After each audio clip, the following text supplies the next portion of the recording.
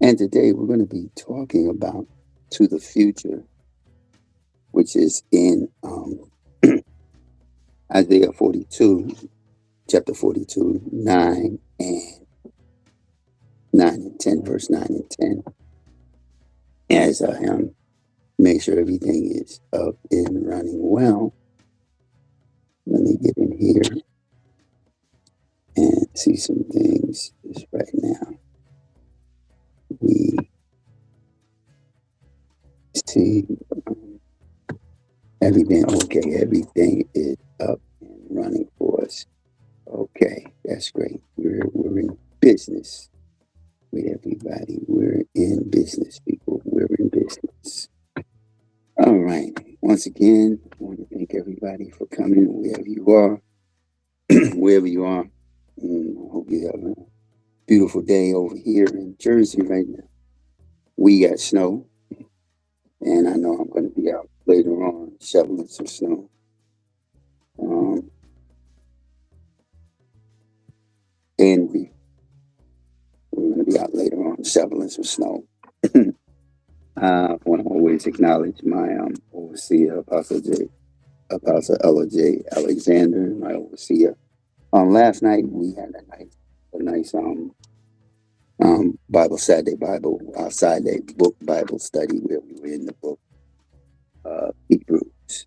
So today we're going to be in the book of Isaiah, and we're going to be talking about To the Future. And the title of this Sunday is Embracing the Promises of God. Embracing the promises of God. As you see,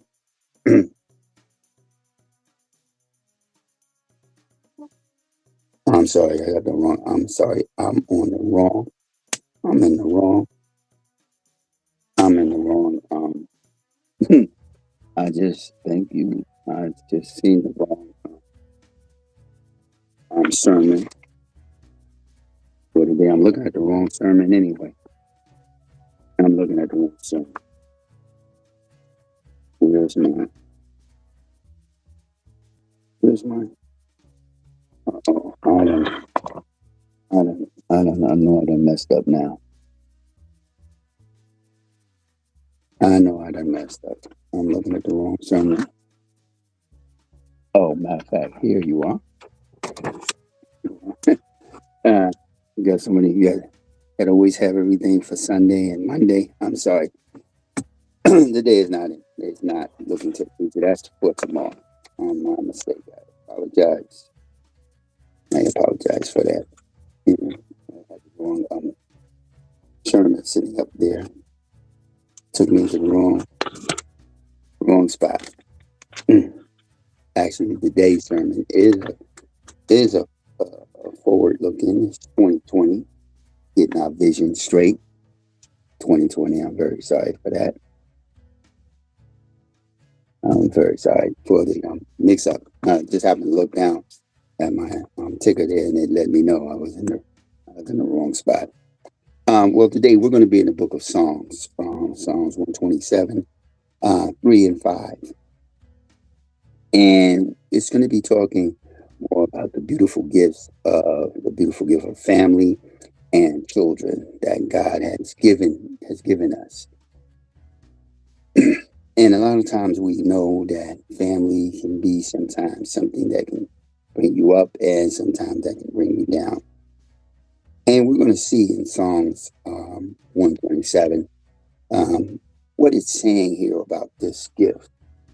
So, as you know, if you have your Bible, now I had picked up the wrong sermon.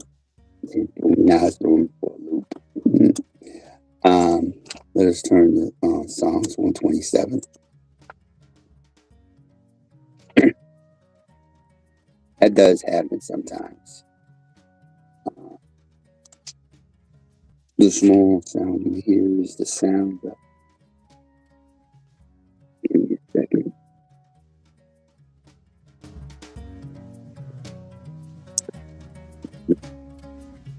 No.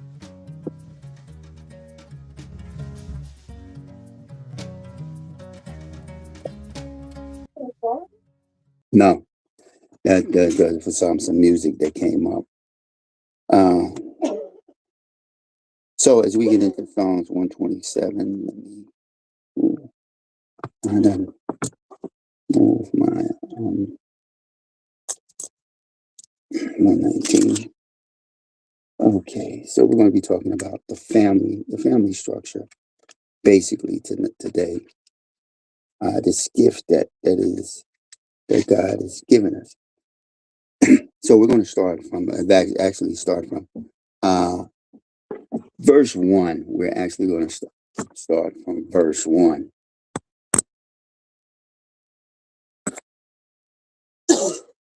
We're actually going to start from verse 1. Let me go all the way back down here. Just give me a second, please.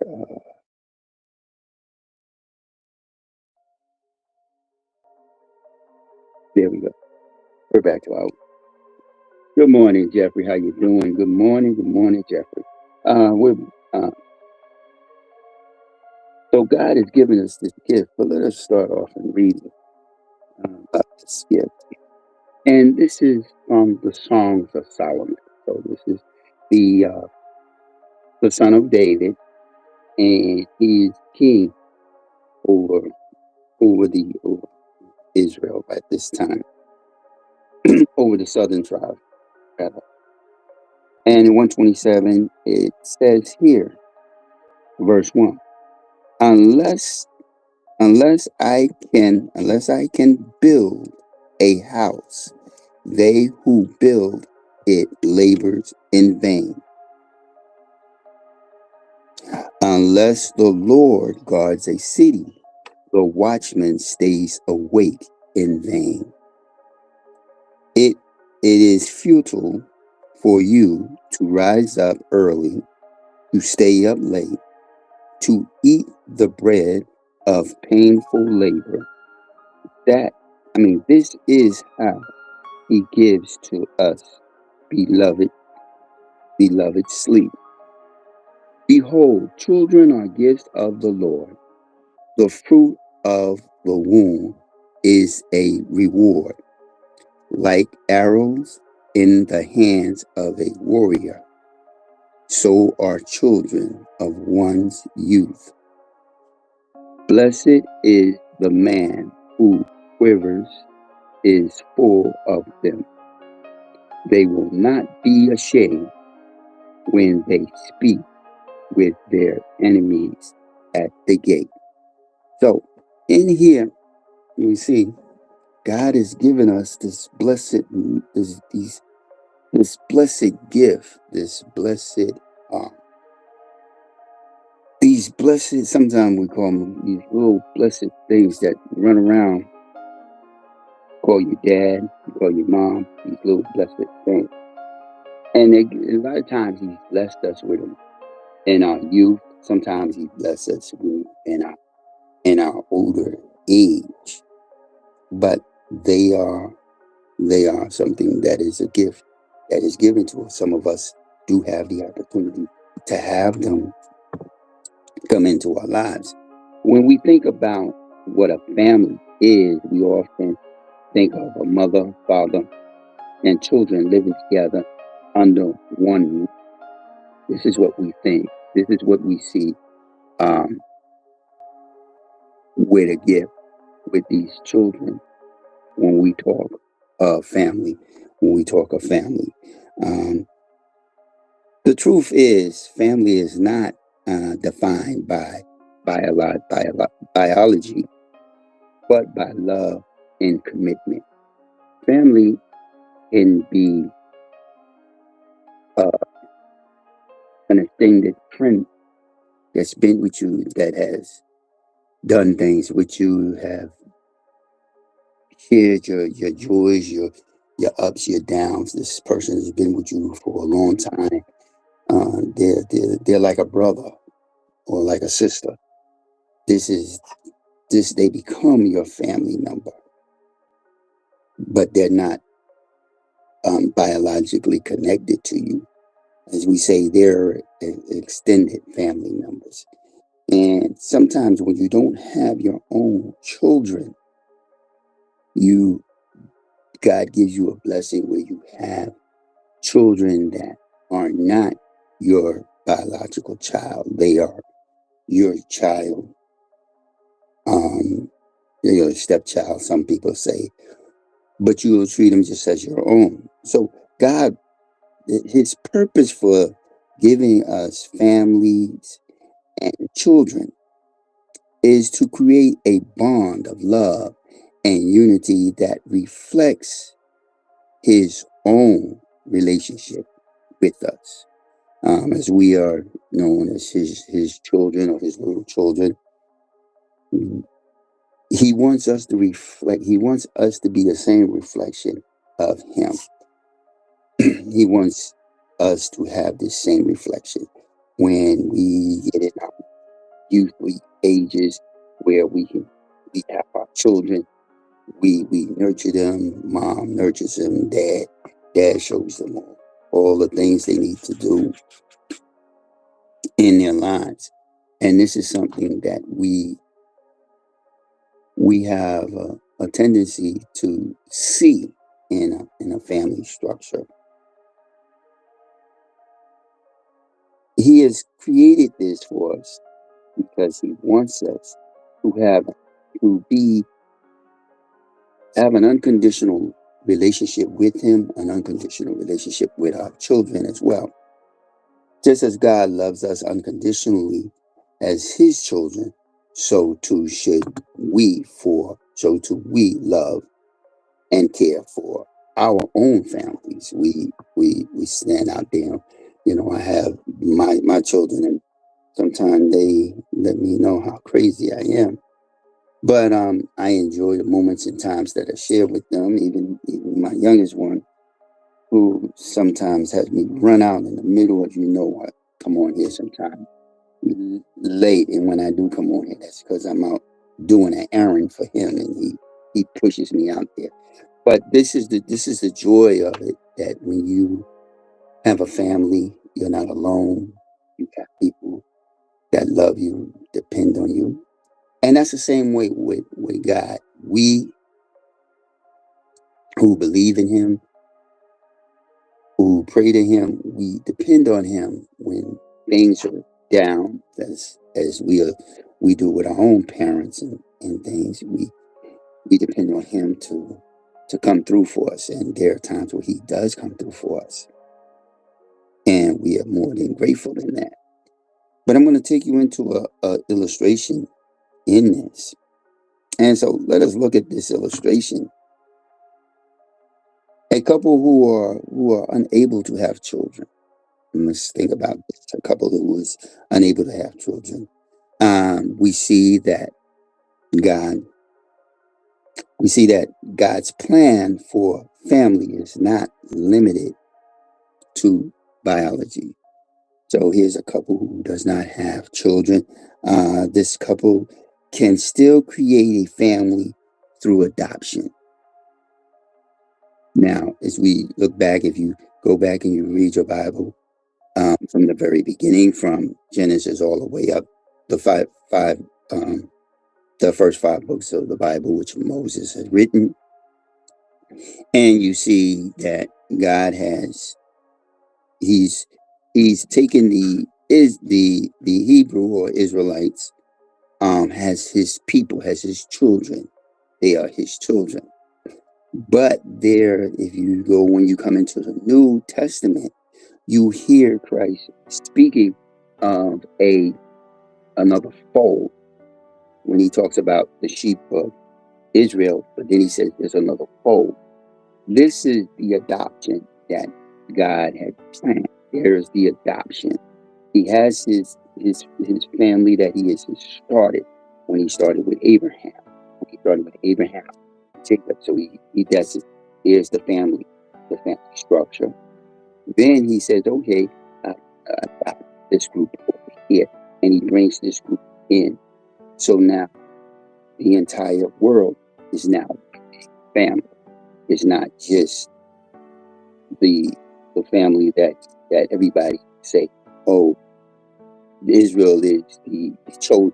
They're the chosen one, but they weren't chosen because they were the largest or They were chosen for a specific purpose.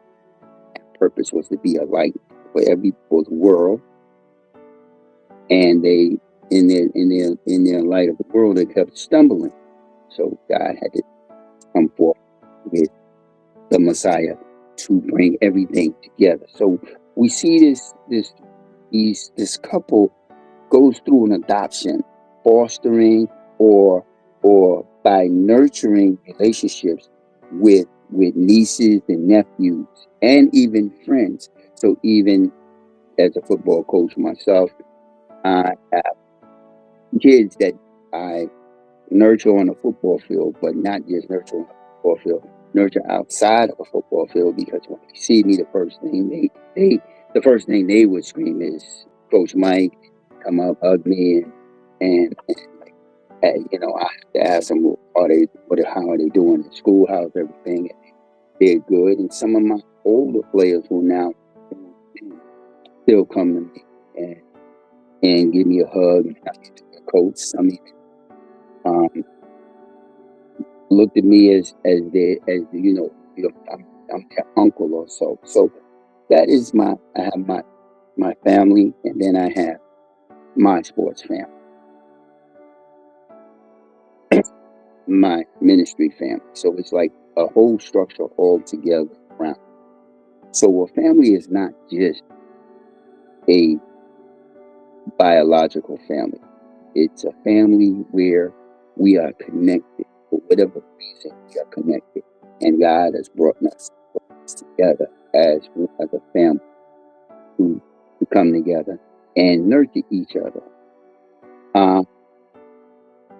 As we see as friends, family is not just about blood relatives. So we have blood relatives that some of us cannot stand, and some of us can stand. Some of us have that one aunt that we favor and enjoy each other, and then we have some of the aunts or cousins that we don't want to be bothered with. But still, you didn't choose them. God placed you with them for whatever reason. And you're the blessing to your mother and your father. That relationship. But about the bonds of love that ties us together is what it is. This bond that we get, and sometimes it takes years for that bond to get back, especially when it's broken, and sometimes it takes years because of misunderstandings and not forgiving. And we have to look at it. When you see the title, I say it's 2020, it's your vision. When we don't have 2020 out of focus, and focus, we don't see things very well. A person that you may see is you don't see them anymore. See them as a family member, but they are a family member. They're an extended family member. God has placed them in their life. He's giving you this person for a reason, for a purpose. They may be there for a short time and then leave. They are not blood relatives. So blood relative stays with you until their time, for their time to not be. But that person that's not a blood relative, they come into your life, they're there for a certain point in time, purpose, and then once they're there for that time, purpose, they're moved out. They move. So this is what a family member is about here. Your children that you have, these little things that these little people that run around, they're going to scrape and hurt themselves and fall. But God has blessed you with them, because the man and woman come together, and they're married now. Puts this person in between these little people in between, for them to nurture, because he's nurturing you, because he's He's watching over you. He's making sure that things is around. And you're the same. You're the same.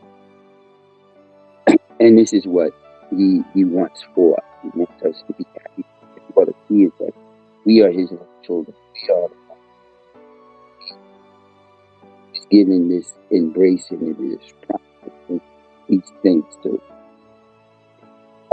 We reflect on the purposes of family and children.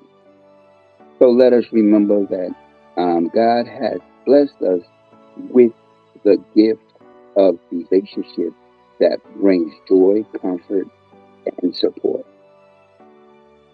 Now, there's three words there that we all heard: joy, comfort, and support. There are times that our families may not support us in the things that we do. There are times that we may not support our children in the things that they do. But we begin to see, we come around that they are in their comfort. They become in their comfort of everything. They have their comforting moment, comforting side, and everything. Good morning, Miss Lily. Good morning, Miss Nelson. Good morning again, Jeffrey. We see that it's come with the comfort, and family sometimes can be a letdown. Sometimes we go through ups and downs with our family because some of our family members can be can sidetrack you, but nevertheless they are there for support. And sometimes in troubled times, family comes together, and we want to be more family oriented in this new year that's coming. This is a new year. It's not a year to stay in the old way. 2025 is gone. 2026 is here. Let us now move forward as a family. Let us bring joy to each other. Let us comfort each other, and let us also support each other in our family, whether we are connected biologically or whether we're not. We're still extended family members. People we have that person that's on your on your block. Who is that one person? Everybody don't have nobody. You know, their family is gone. Their family is not around, and we want to make sure that that person knows that we're we're here on the block for them. Then your neighbor, that's a family member. That's a family member of the block. On Facebook, I have a that's Saint Nick group. Saint Nicholas Projects is where I'm at, and we still call us that grew up there. We still call ourselves. We still have our. That's my family. That's my family where I grew up. Some of the people I know on Facebook, we post about the area that we grew up in, the things, some of the things that we did, and it is joyful. Shout out to Saint Nick, those that are friends with me on Facebook. But that's the family. We develop a memorable moment when we allow ourselves to embrace this thing that God has put us together. Sometimes a man will be with somebody and the person's already have a child, and he now it's grab this young child, becomes adopted to the father. It's not his biological son, but it is his son. Same thing with mom. She's not his biological child, but he or she is her child. And this is what God wants for us. This is a love. This is an unconditional love, unconditional thing for us. Whether we have children of our own or not. We are all part of God's family, bound together by his love. So, as we see, like I just said, whether you have a child that's biologically yours or whether that child is not biologically yours and you're in that relationship, that child is still your child. God doesn't say he has the Israelites and then he has this other group of children here. He didn't say, well, these are my family and you're not my family. He didn't say that. He said, this is the people, these are my chosen people, these are my chosen ones. And my son's gonna come and bring both together and bring them together. So there'll be one family, one shepherd. And you'll find that in the book of Matthew, where he says, there's another fold that hears his voice. And in this verse, he says, I have sheep that knows my voice. They come when I talk. But there's another fold that also knows my that comes. So this is the entire family. We are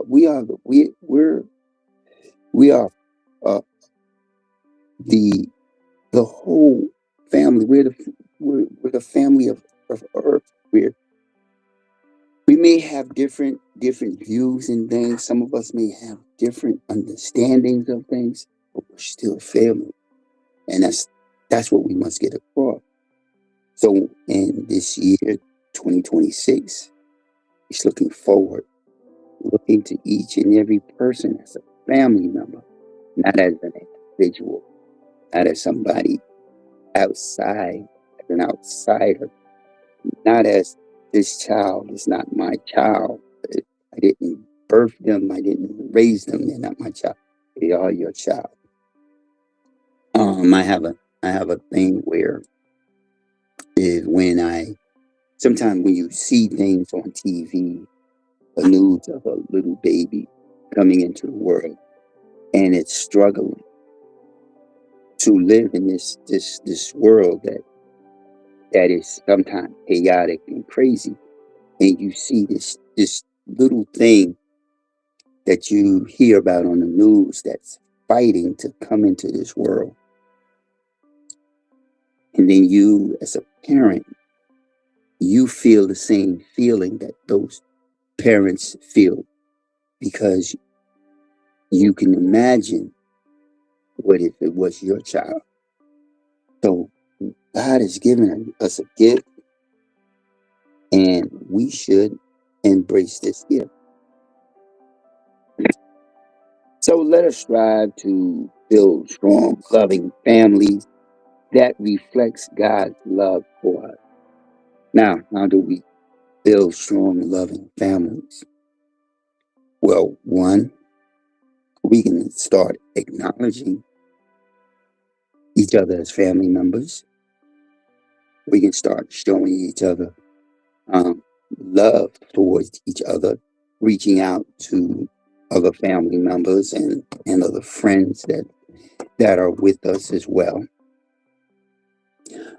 Also, sharing moments together, going to church. Unfortunately, this Sunday we'll like I do here in the morning, 8 o'clock. I come on here, I do my sermon. Then at 9:30, close to 10 o'clock, we're on our way to Jersey. We're on our on our way to Jersey City to hear Pastor Lee speak. But unfortunately, I probably think we're going to be online because of the snow. But this is another moment, sharing the word. Excuse me. Sharing the word in God. Understanding, watching TV together, playing games, laughing with each other.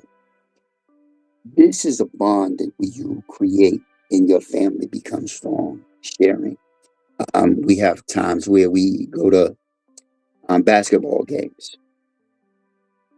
We go to basketball. We go to the high school basketball games. We enjoy the high school basketball games as well as a family, as a group. We even one time went bowling. The family members created a event with and have a lot of fun enjoying this moment. We as a family member should not only come together when a loved one departs. That's not the only time we should come together. We should come together even when there's no special event. Myself, some children are most of my children are older, so I'll go to my daughter, my middle daughter, and I'll go to her house, and I'll sit with her, father, her, my other son will come over. Sometimes they all come over. Sometimes she'll call me up, Dad, you're coming over to watch the fight. And I say, yeah, I'll come over to watch the fight. I'll come. And I'll see maybe all three of my other sons come, and they're all there with their girlfriends and their wives. So we'll enjoy our moments. But we as a family should not just only be together in the saddest moments of our time. We should be together in the joyous moments of our time. Even our church family. I have a ministry family that I minister to on Facebook on Tuesday night and Thursday night with Lady Red. That's my other ministry family. You that come on here with me Saturdays, Sunday morning, you're my ministry family. I have my other ministry family in Jersey City. I have another set of ministry family, and that's in Newark that I see sometimes. So we should have football and baseball family members. So this is what God really He wants us to create, not just a biological family, but an extended family. Extended.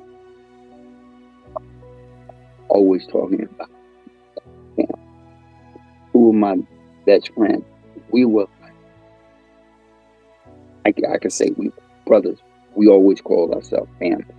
Matter of fact, the group at the time when hip hop was fashionable, we called ourselves the Family Crew. 4 of us. And we called ourselves the Family Crew when we played music. But this is what God wants. He wants us to show that bond for each other, to enjoy each other, not just on when things, even when things are good.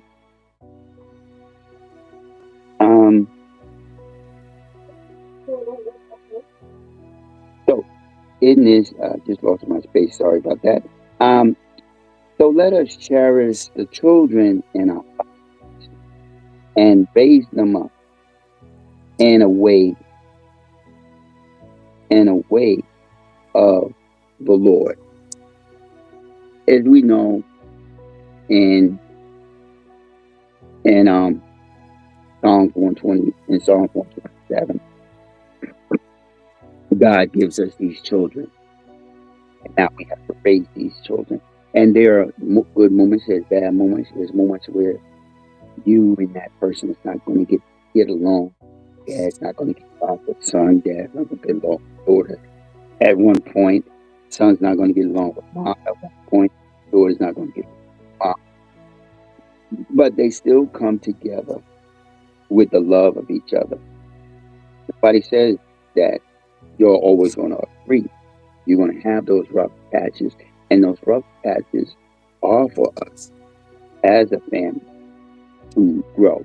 Son and daughter, mother and father, daughter and father. Because those are the rough patches for us as mom and dad to grow, and children get to understand them as they get older.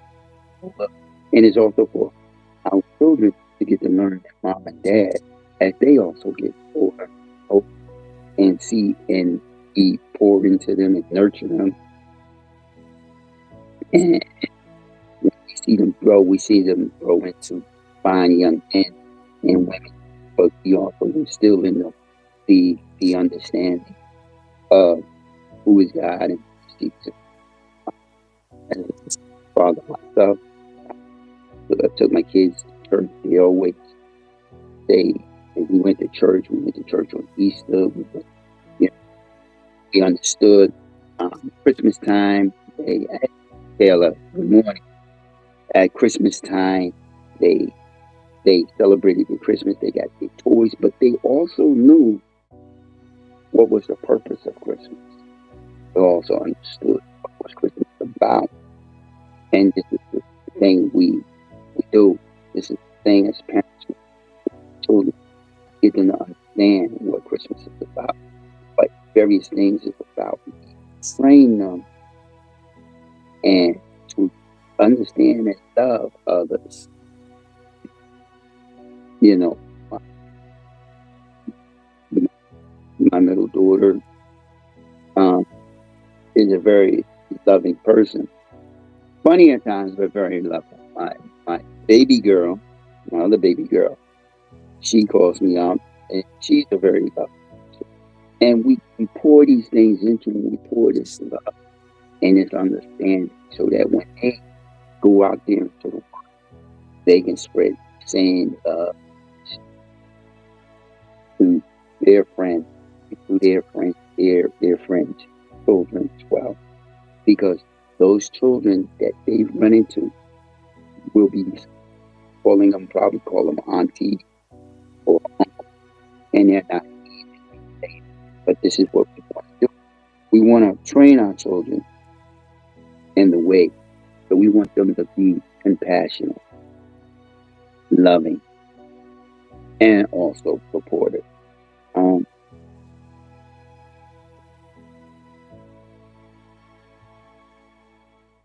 We also must remember that family is not just biological. Once again, we must remember that it's not just biological, but a community of love and support that God has blessed us with. Now that Facebook, YouTube, all the social media, it has broadened our horizon where we meet other people. And now you have your biological family. You have your church family, or family. Now you have your social media family, people that on your social media,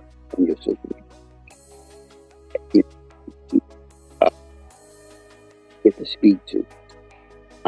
The children you watch, you look at who your children are seeing, and you see their friends. You get to see their friends. Sometimes you connect with their friends, depending on how age group.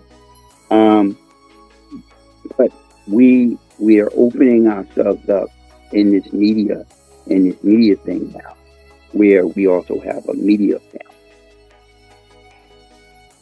But once again, in this media family, God has given us this community. Our community now has a media family.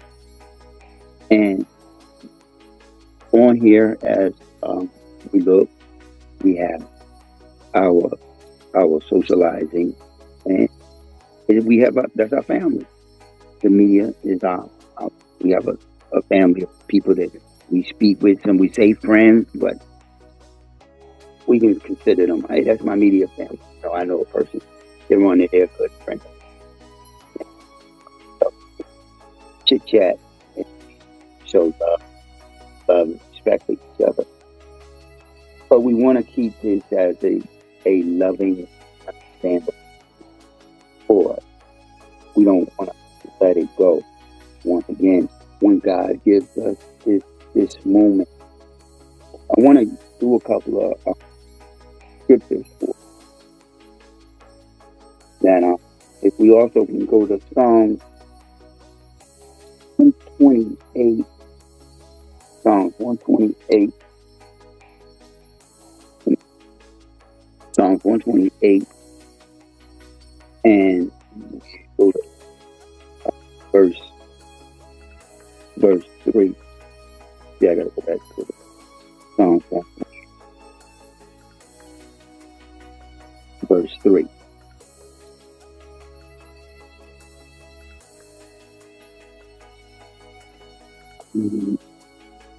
Is hold on. Oh, there we go. Here we go. These things. Yeah. This is once again. This is a blessing. Here is we're going to start from the very beginning of 128. I know it says verse 3, but I want you to get a full context of what is being said here. Blessed is everyone who fears the Lord, who walks in his way. When you eat the fruit of the labor of your hand, you will be happy and it will go well for you. Verse 3, your wife will be like a fruitful vine within your house, your children like olive plants around the table.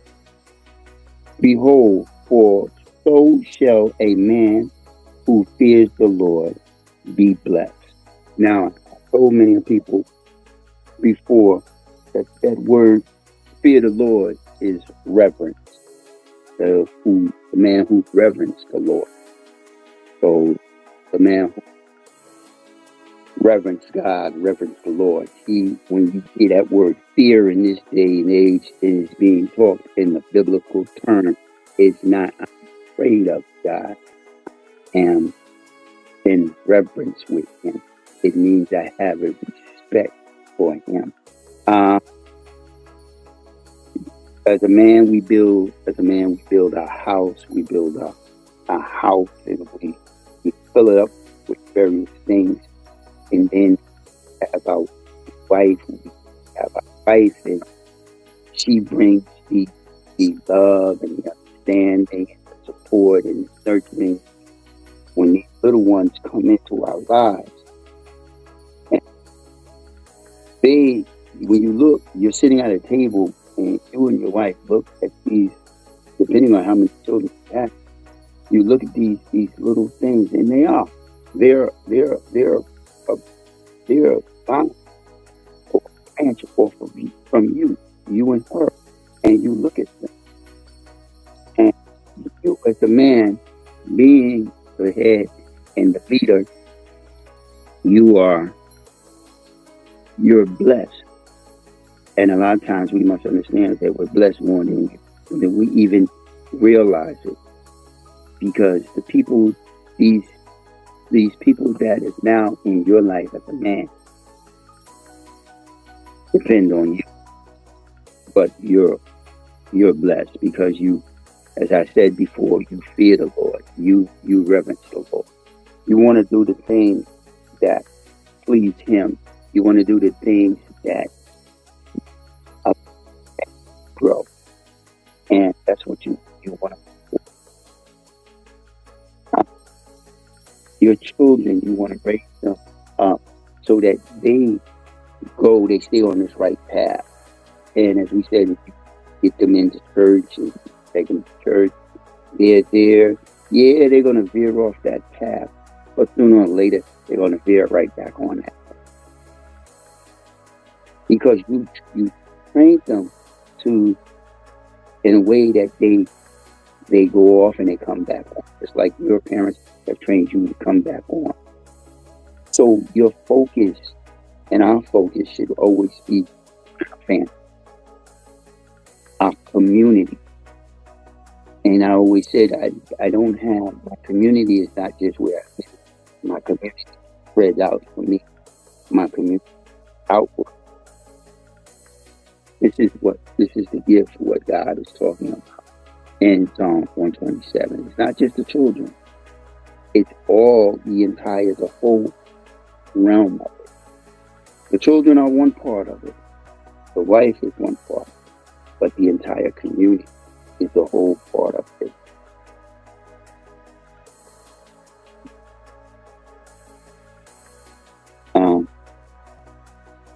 So in my closing, like I said, I'm not going to try to keep you all long, but maybe be like an arrow.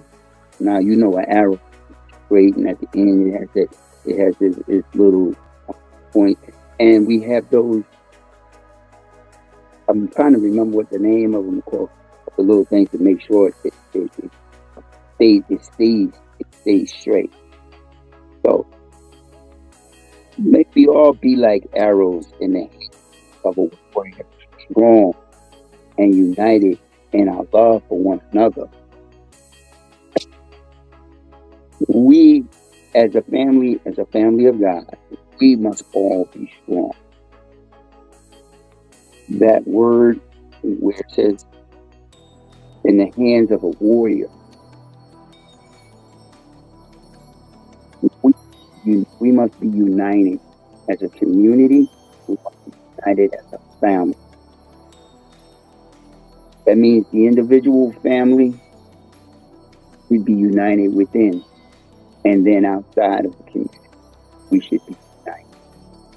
Wherever you live, you should be united with your community. You should be united with your family. Are you going to agree on everything? No. You would love that. That's the right thing, but you're not going to agree. You're going to grow. You're going to mature within those disagreements.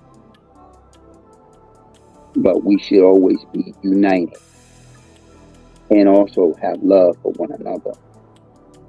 And may we always remember that our true family is not defined by blood. Even my true family is not defined by blood, because we in our family have partners that we call our family members. We call them our family, and we're not defined by blood. But but by the love of God that binds us together. This love of God that we have, He binds us together as family. As I said, remember when I came on Lady Red's Live, Miss Taylor. After we read the Bible, that one year we all read the Bible, and she said again, let's read it again. You know, Mama Betty said, read it again, and we read different verses, but Miss Taylor wanted to read the whole Bible or start it all over again from the very beginning. But these are people who I consider family, even though I haven't seen them, but I always spend Tuesday evening with them and Thursday evening with them, and sometimes I come pop on Lady Red's Live. I see them, say hello, and I talk about. Some of these people have called me personally and have had the opportunity to speak to them, and that's family. I consider them my ministry family. I can consider them my spiritual family. And this is what 127 is talking about. So I see some of their kids have birthdays, and when kids have birthdays, I type in happy birthday to who they are. They had a little one comes into the family. I welcome. I send out welcome to them. This is what it's about, people. This is what the social media should be. We should utilize it to strengthen our family, our community family. Now, this is a community family on social media. Now, we go out and we have our community family outside outside of these doors, outside of your, within your own community. Have your own family. Let's enjoy your children while they're young, and your children in your age that you are, your grandchildren. They too, you must, as grandma, grandpa, great uncle, you have to pour some little one. Raise them up just like you have raised up your nieces and nephews and your sons and daughters, so that they continue the same family structure. Your focus, I want to give everybody a challenge this year, 2026, and a challenge going completely forward. Starting 2026, January 18th, I want you to push forward your love for your family. Try to keep communicating with your family. Keep bring have a community of family. The one's by blood and the one's not by blood. Bring them into together. That's so he adopted adopt a person, a family, foster a person as a family member. Now that's just communicating with them on Facebook or whatever, however you want to do it. That's it. But let's strengthen our family, our human family, so that a lot of these things in our lives, that in our society, will stop. Society, a lot of these things, hopefully, we can heal some things that's inside. And that's what I just have to say for this morning, give to you this morning. And I pray that I bless that everybody has a blessed morning. But just remember 2020, the 2020, and that's the vision. The vision is to have family all the way through, to increase the family, to strengthen the children, to strengthen mom and dad.